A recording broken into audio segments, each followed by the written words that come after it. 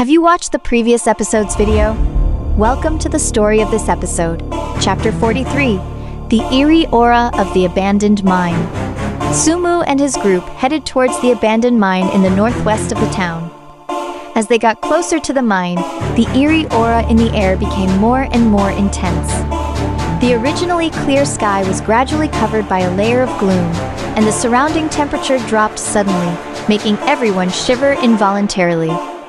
When they arrived at the entrance of the mine, the sight in front of them was spine-chilling. The mine's gate was already in ruins, and the surrounding rocks were covered with strange patterns. These patterns seemed to be some kind of mysterious symbols, emitting a faint glow of evil spiritual power.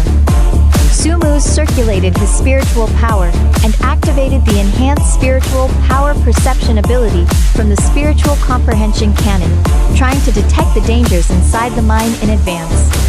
However, all he could sense was a chaotic and evil spiritual power fluctuation, which made him even more vigilant. Everyone, be careful. There's an indescribable eeriness in this mine.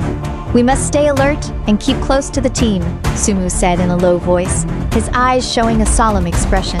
The team members nodded one after another. They each tightly grasped the weapons in their hands and cautiously walked towards the interior of the mine. After entering the mine, the passage was narrow and dim. Some stones that emitted a faint glow were inlaid on the walls, barely illuminating the way ahead. These faint glows flickered uncertainly, as if they could go out at any moment, giving people a gloomy and terrifying feeling. Suddenly, a deep growl came from the depths of the passage. The sound echoed in the narrow passage, making it difficult to distinguish the source. Sumu immediately signaled the team members to stop. They stared nervously around, ready to deal with any possible danger at any time. "What's that sound? It doesn't seem like an ordinary wild beast," a team member said softly, with a hint of trembling in his voice. Sumu didn't answer. He concentrated, trying to judge the source of the sound through his spiritual power perception. However, the interference of this evil spiritual power was so strong that it was hard for him to make an accurate judgment. Just as everyone was on guard, a group of bat-like monsters swooped out of the darkness. These bat-like monsters were huge in size, with wings that could spread more than a person's width when unfolded. Their eyes glowed blood red, their mouths were full of sharp fangs, and they let out squeaking sounds as they charged towards Sumu and the others. Attack. With an order from Sumu, the team members quickly cast various spiritual power spells.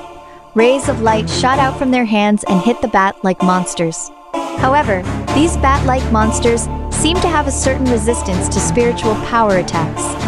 Most of the attacks only made them pause slightly before they continued to pounce. Seeing this, Sumu circulated his reverse time spiritual power, and the time flow rate instantly slowed down. The movements of the bat-like monsters also became sluggish.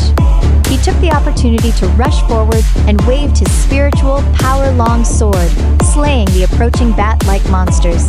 The team members followed suit, taking advantage of the effect of the reverse time spiritual power to engage in a fierce battle with the bat-like monsters. Under the combined attack of everyone, the number of bat-like monsters gradually decreased. But at this moment, an even deeper growl came from the depths of the passage. 紧接着, the ground began to shake violently. The story continues. More exciting content is coming up. Subscribe as soon as possible.